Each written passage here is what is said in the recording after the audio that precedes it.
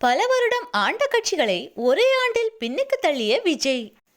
2026 சட்டமன்ற தேர்தல் களம் சூடுபிடித்துள்ளது. இந்த தேர்தலில் இளைய தலைமுறையினரின் வாக்குகள்தான் வெற்றியை தீர்மானிக்கும் முக்கிய இடத்தில் உள்ளது.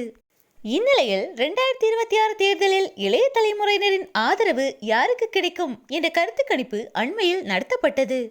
இதன் முடிவுகள் தற்போது வெளியாகி ஆளும் கட்சியையே ஆட்டம் காண வைத்துள்ளது.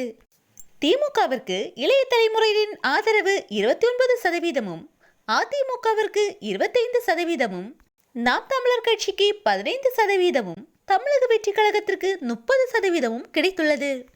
இளைய தலைமுறை வாக்காளர்கள் என்பது 30 வயதிற்கு உட்பட்டவர்கள் வரை கணக்கெடுக்கப்பட்டுள்ளது. இதை தவிர முதல் தலைமுறை வாக்காளர்கள் கருத்து கணிப்பில் 30% வாக்குகளும் தமிழக வெற்றி கழகத்திற்கு கிடைத்துள்ளது.